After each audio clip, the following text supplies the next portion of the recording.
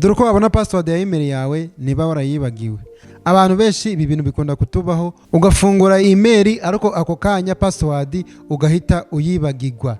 Niba ugifite email muri telefone yawe ntabwo wibagiwe password, ahubwo icyo wari utegereje nibingibi ngiye kukwereka ukabona password ya email yawe nimba warayibagiwe. Nukurikiza ibintu ngiye kukwereka setup by setup muri iyi video urabona password ya email yawe, kuko kuriya iyo turi gufungura email hari ahantu muri Google hahita hisavinga password ya email yawe. Abantu benshi rero ntabwo bazi kubireba uburyo wareba password ya email yawe. Nta kindi kintu bisaba, upfa kuba ufite telefone yawe, iyo telefone irimo email yawe, icyo gihe ubuzi password ya email yawe nuko utaruzi kubireba. Akenshi email yo bitewe nuko uburi kuyibona buri kanya ntabwo wayibagirwa, ariko n'abantu benshi banyandikiye bari kumbaza uburyo bareba password ya email yabo, bari kumbwira ati email turayibona bitewe nuko akenshi abari amazina yacu, ntabwo email upfa kuyibagirwa kuko ahantu hose uri kunyura muri application usanga harimo email yawe. Email ukaba uyizi ariko ukaba ufite ikibazo cyuko utazi password. Ngwereka kanya ngiye kukwereka uburyo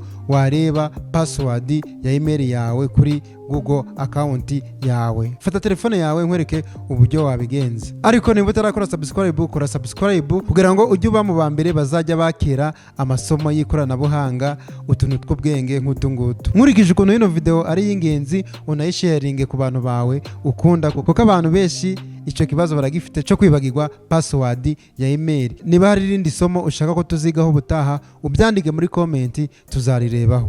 Urajya kuri application ya email yawe,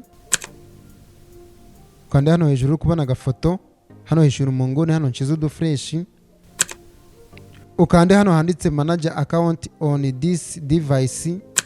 Urabona ko dusohoreye ahanditse password account. Urabona ko ijambo rya mbere bari kunyereka ko mfitemo password 7. Simbizi ngize password nizibiki, ariko imbuga nkoranyambaga zanjye zose password ngenda ndazisavinga kuri Google. Ubwo wasanga harimo password za TikTok, za Facebook, kuko nagiye ndazisavinga. Icyiza umuntu wese ugufunguriye email cyangwa ugufunguriye account runaka, yaba ari account yo kuri Facebook cyangwa TikTok, ujye umusaba abisavinge. Hari uburyo usavinga kuri Google account. Urabona ubu ngubu nibyo bari kunyereka aha ngaha ko mfitemo password zigera muri 7. Noneho ntabwo ariho urakanda kuri aka kantu kano nshyize udufresh, kano karogo ka setting uhakande. Nurangiza ukande kuri aka kantu ka kabiri kuri Google password manage. Urabona ko iyo tuhageze nibyo nari kugusobanurira, bahita banyereka account z'imbuga nkoranyambaga zirimo. Urabona hano hambere hari Facebook, hari n'ubundi hano hari Google, ubwo niho hari password ya Gmail. Urabona Instagram, urabona yino Kiku online shopping, ndakeka urayizi ni mburu umusirimu. Urabona yino Oshakuru, iyi ni Oshakuru imwe itanga ibintu bya movie. Urabona ko hano hari TikTok video shop live, ubwo naho harimo password za TikTok. Urabona ko na hano hari logo ya X yahoze ari Twitter yahindutse X namwo, ubwo harimo password. Nukuvuga ngo mpingiye guca, urabona ko hano bahita bakwereka ikintu wakoresheje uri gufungura iyo account muri application. Nukuvuga ngo ahangaha nakoresheje email yanjye nsanzwe nkoresha. Ubwo hano hasi naho mfunguye kuri aka kantu bahita banyereka password irimo. Turasubira inyuma tujye na hano kuri Facebook, naho tuhingiye nuhingira urabona bahita bakwereka n'ubundi ikintu wakoresheje uri gucreate iyo account. Ahangaha nakoresheje nimero ya telefone.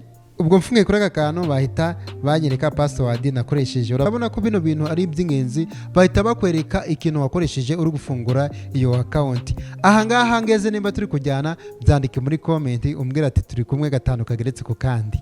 Urasubira inyuma n'ubundi uza hano handitse Google, hano handitse Google.com, turasangamo email ndetse na password yayo. Umuntu wese ugufunguriye account runaka, yaba ari kuri Facebook, everywhere, ujye umubwira cyangwa wowe ubwawe usacinge urebe uburyo wafungura account runaka, ariko ikintu ukoresheje uri kuyifungura na password ukabisavinga kuri Google.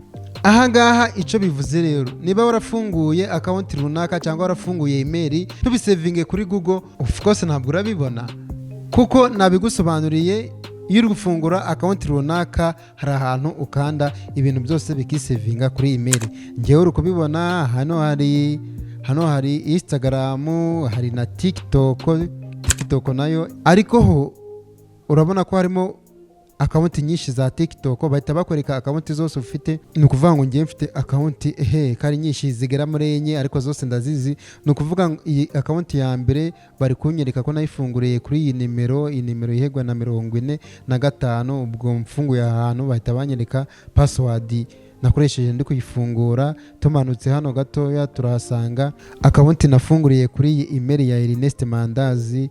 Urabona ko ibi bintu ni byiza pe, ni byiza cyane, ndetse ni mu bikunda mukabyandika muri comment. Nazabakurira video y'uburyo wafungura akawunti runaka, ariko iyo akawunti ukayisevinga kuri Google igihe cyose ukeneye kuyireba na password yayo ukayibona. Nimba ubikeneye ubyandike muri comment. Ikintu cy'ingenzi aha hantu, niba uhageze ukabibura, ntabwo ari uko muri telefone yawe bitarimo, ahubwo nuko wayifunguye cyangwa se umuntu wayigufunguriye atabisevinze kuri Google account. Nimba wowe wabikoze bigakunda, twandikire muri comment, ndetse iyi video isharinge ku bantu bawe nka 5 b'ingenzi. Nkuko nabivuze, nimba hari n'ikindi kintu ushaka ko tuzigaho ubutaha, ucyandike muri comment tuzakigaho. I'm here for you.